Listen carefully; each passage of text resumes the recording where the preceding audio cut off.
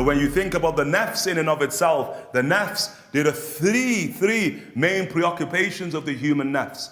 The ultimate preoccupation of the human nafs, fame. That's the ultimate goal of the nafs. The goal wants fame. And the reason he wants fame, because fame brings about a sense of immortality. So the nafs, it desires immortality. And so it sees immortality in two things, primarily.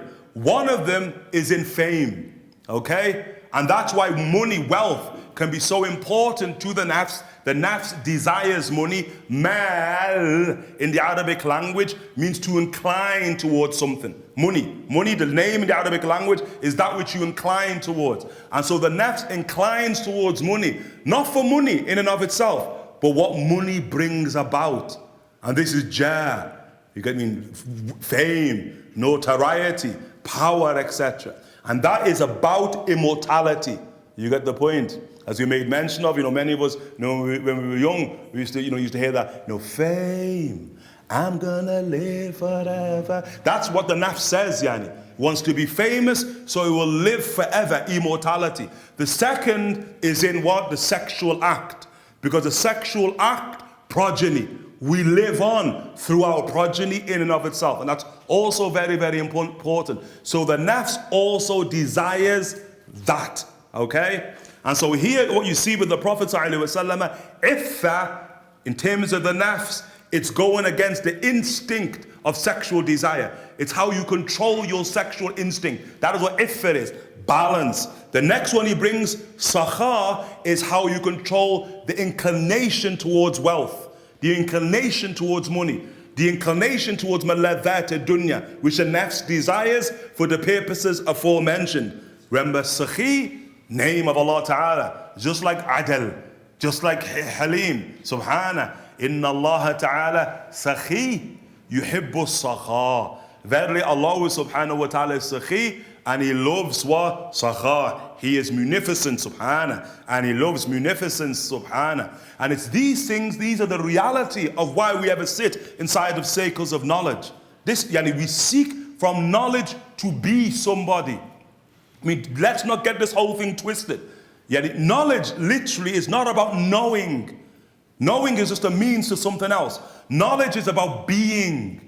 One of the greatest in the beginning, Hilm, we spoke about Hilm. Look at the great mother, mashallah, tabarakallah, of Sayyidina Imam Malik ibn Anas, of the greatest that have ever graced the world, radiallahu anhu warda. 7 years of age, Imam Malik, and his mother is now tying the turban upon his head. And the Imam Malik rahimahullah ta'ala is going to his dars, 7. He's going to his first dars. And he sits, the dars he's going to is somebody called Abdurrahman ibn Hurmuz. Abdurrahman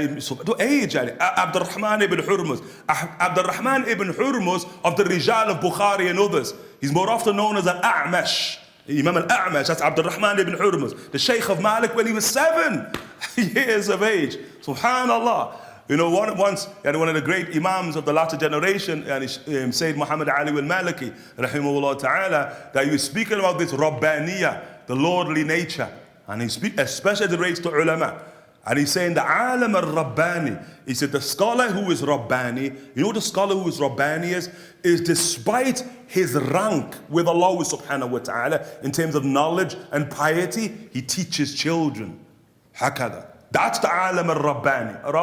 He'll teach a child ba, ta. That's why people who go to the desert, as many Buddhists have, and they see Marabt al-Hajj or Haddamin or what have you, it's beautiful to see them.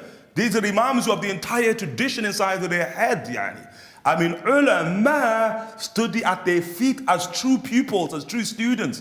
We know people who've studied upon Marabt al-Hajj, what's called Khalil, and Faqih, you used to do Khalil once, you've memorized it once, this is their great book in Maliki Fiqh. People have studied upon Marabt al-Hajj not just once, which makes you an alim, a Faqih, 4 times upon Marabt al-Hajj. And every time they study upon him, it's like a different world that they're in with the great Imam radiallahu ta'ala anhu warda. Yet you will see him teaching a child, ba, ta, tha, u, I, ba, bu, bi, ta, tu.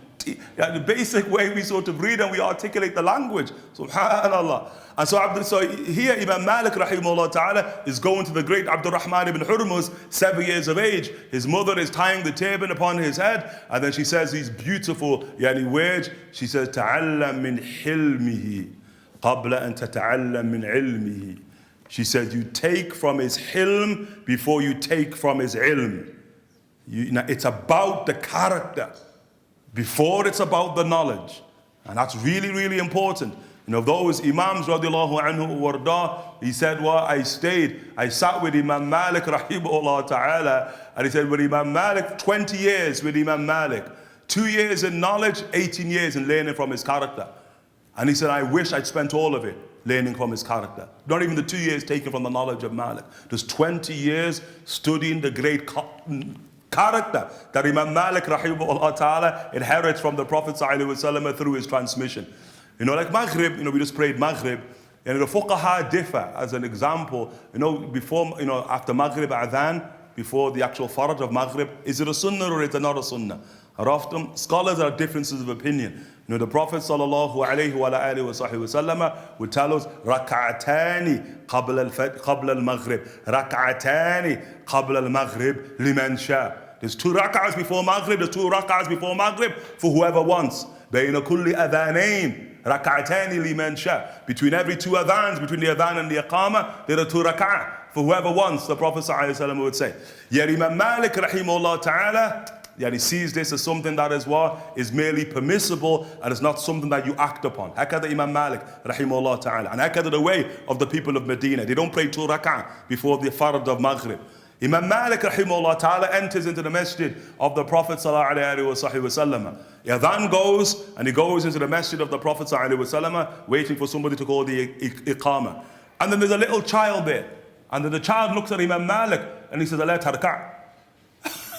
You're not going to pray. You're not going to pray some rak'ah there. So Imam Malik, Allahu Akbar. Imam Malik goes into prayer and starts praying 2 rak'ah. People enter into the masjid, they're astonished. What's Malik doing then? Malik praying 2 rak'ah. We've never seen it upon Malik. We've never seen it upon Ahl al-Medina, the Imams of Medina, praying 2 rak'ah before Maghrib in and of itself. Imam Malik finishes and they ask Imam Malik, Kaif, yeah Imam, how is it you're praying 2 rak'ah before Maghrib? And Imam Malik says simply, oh the boy, yes, I'm not going to pray 2 rak'ah. And what I fear is that Yawm al-Qiyamah, I'll be of those, إِذَا قِيلَ لَهُمْ إِرْكَعُوا لَا يَرْكَعُونَ. The verse in the Quran, when it said to them, إِرْكَعُوا, irka', pray, لَا يَرْكَعُونَ. They don't pray. That verse of the Quran, look at Malik. The child just said, I'm not going to pray to rak'ah. And on the basis of him saying that, he understands something else. That Allah Ta'ala could take him to account under the rubric of the verse, when it said to them, pray, they don't pray. هكذا الرجال رضي الله تعالى عنهم وارضاهم, and we have to understand that. Remember, there's not a book that has been written about Futuwwa. There is not an allusion of the Imams in their poetry or the likes to Futuwwa say that the meaning is character. It's about forging impeccable and beautiful character. That's what everything that we do must conspire towards. Otherwise, something not only has gone wrong, it's going radically wrong in and of itself. We ask Allah subhanahu wa ta'ala for tawfiq in that regard. Inshallah, tabarakallah.